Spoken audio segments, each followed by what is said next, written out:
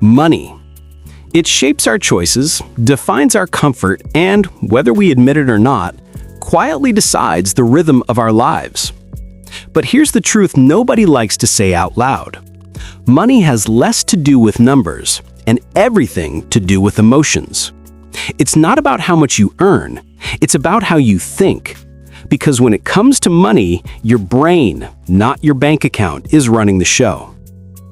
We grow up thinking money is simple. Work hard, earn more, spend wisely.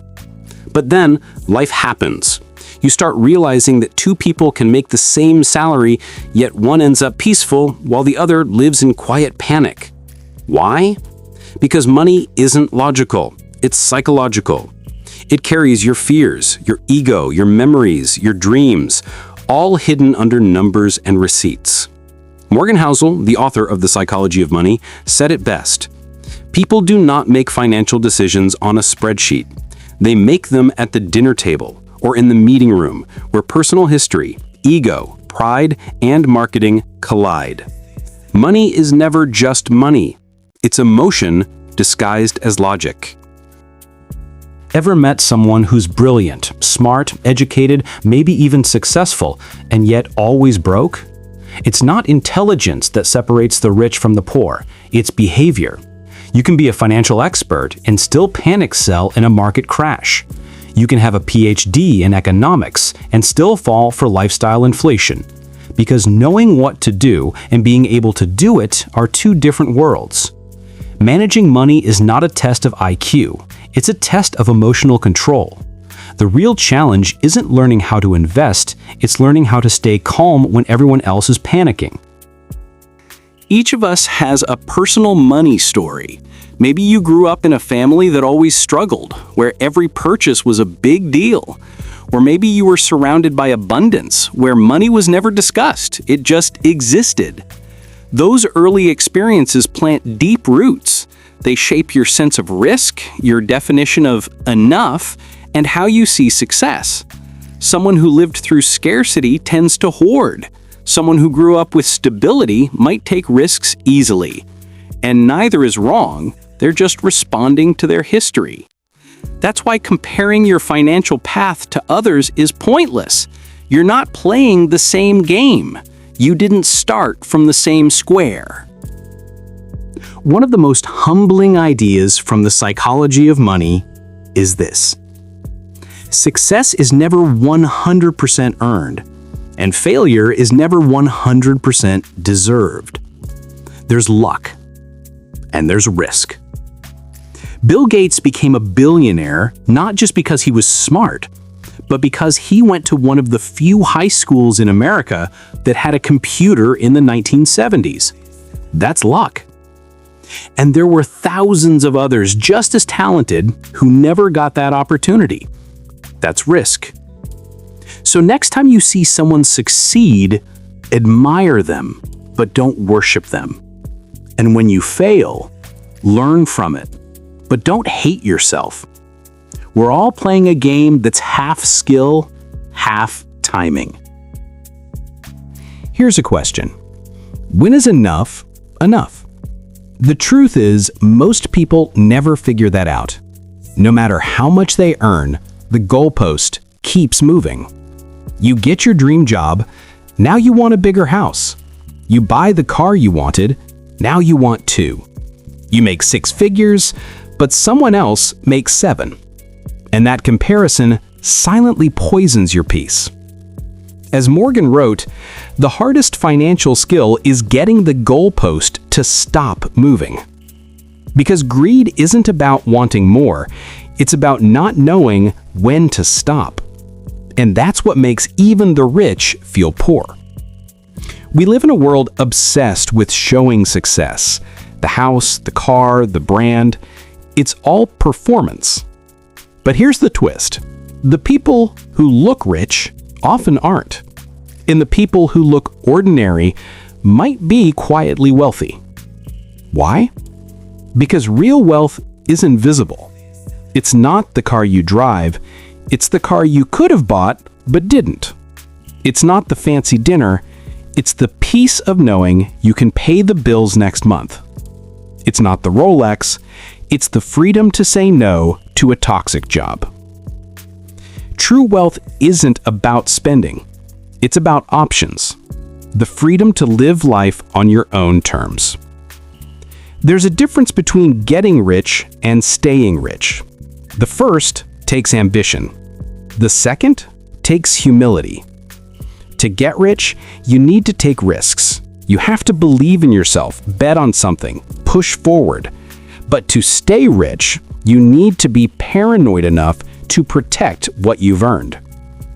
As Housel wrote, getting money requires taking risks, being optimistic, and putting yourself out there. Keeping money requires the opposite: humility, fear, and the understanding that things can go wrong. The same traits that make you successful can later destroy you if you never learn when to shift gears. People think saving is boring, but saving is the most powerful financial decision you'll ever make. Not because of interest rates or returns, but because it gives you freedom. Every dollar saved buys you control over your time. It buys you peace. It buys you the ability to walk away when something doesn't feel right. You don't need to save for a specific reason. You save so that you can say no when life demands you to say yes. That's not frugality. That's power. One of my favorite lessons from the book is this: you don't have to be perfectly rational with money. You just need to be reasonably consistent.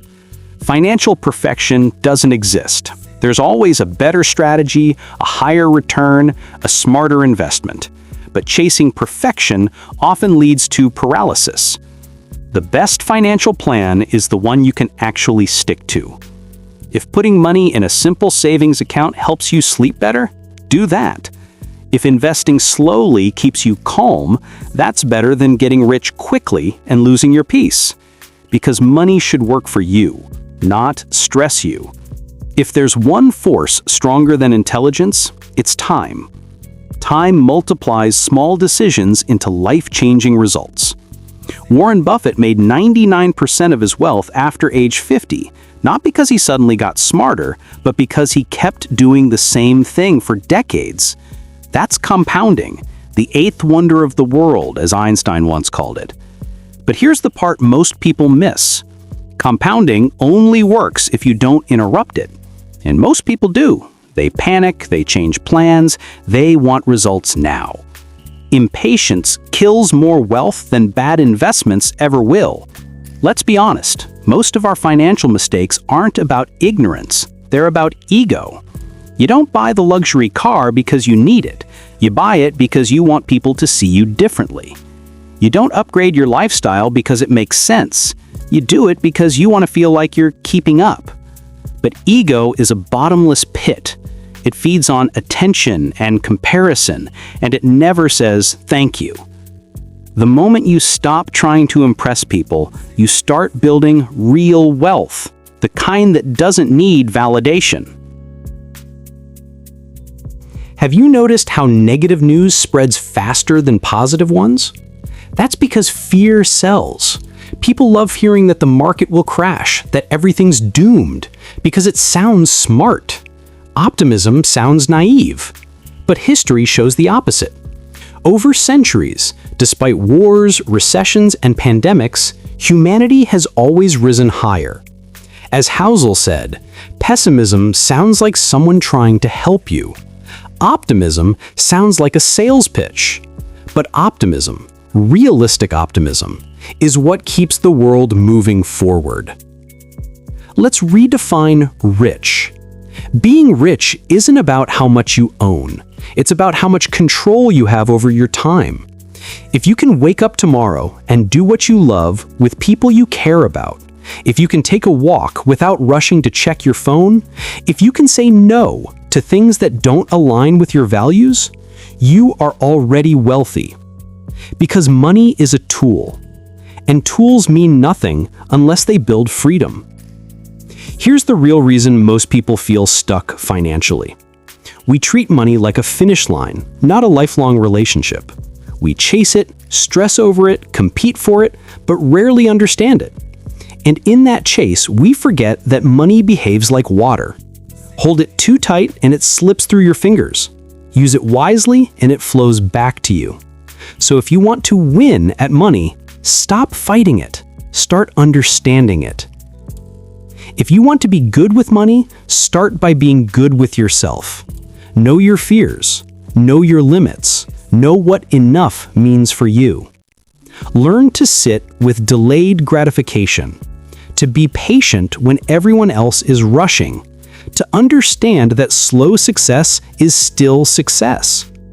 Wealth isn't built by speed, it's built by silence, discipline, and consistency. And above all, learn to separate your self-worth from your net worth. Money can buy comfort, but it can't buy peace. At the end of the day, The Psychology of Money isn't really a book about finance. It's a mirror that shows how we think, what we fear, and what we value. It teaches us that money doesn't change who we are, it reveals who we are. So before you chase the next raise, the next car, the next dream home, pause. Ask yourself, am I making this decision out of wisdom or out of fear? Out of peace or out of ego?